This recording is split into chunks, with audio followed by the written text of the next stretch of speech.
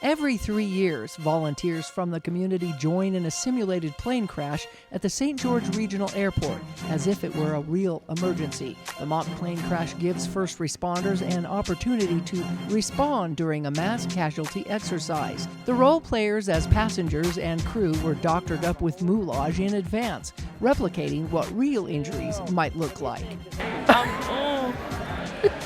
Airport fire crews are first on the scene, dousing flames of an airplane that has just crashed near the runway. And what this is going to do is give us an opportunity for our first responders to be able to actually evacuate live people out of very difficult situations and use all the skills that they learn in their training to pull people out of very small seats or out of broken airplane pieces. And thankfully we have 61 amazing people out of our community pretending to be injured. And so we're very excited they're here to help us. As they came out of the bus, which simulated the fuselage or body of the plane, the passengers were confused, upset, and in pain from the crash and explosion. Something hanging out of her head. Gonna be okay. We had 65 and 4 crew.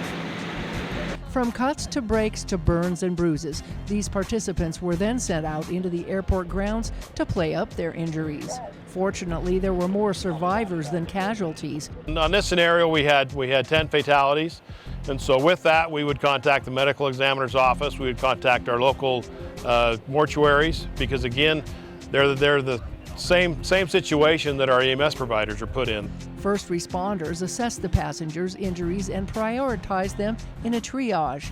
Green is minor injuries, walking wounded as we may call them, so they can actually be moved from the scene on their own. You have yellow, more severe. Respirations go above 30, below 10, or if she starts to sat anywhere below 88, let us know. We're going to reclassify her. Red, possible fatalities, then our black designation is a fatality. So firefighters from St. George, Washington City, and Gold Cross ambulance crews were among those trained for this critical incident. One thing that we've really strived the last few drills is to make sure we're accounting for these patients. I mean, it will sound like on the radio that, our numbers may be a little off. We don't know quite, where we're at.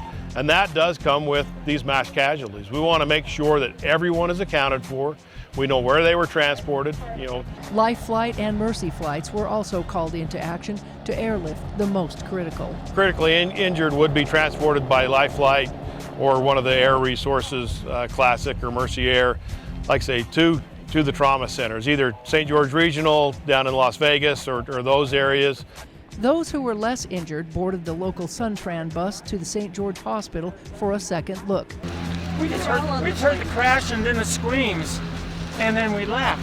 And we were dazed and wandering around and just waiting. Take care of us a little bit. Where they were. There were 17 in all. We may put some EMTs or paramedics in that bus with them to help, keep accountability and treatment if needed. Evaluators watched carefully and took notes on the response and efficiency as the emergency personnel worked together. How are they doing? They're doing great. I haven't seen anything go wrong or anything that they can work on. They're doing really great. This really helps us train together, get the kinks, so to speak, worked out during these trainings and kind of see where our deficiencies might be and also our strong points. And make any adjustments to their actions in case of a real event. Thankfully, it's very unlikely. We train for the worst possible occasion, and very rarely, even all over the world, it is very rare that these things happen.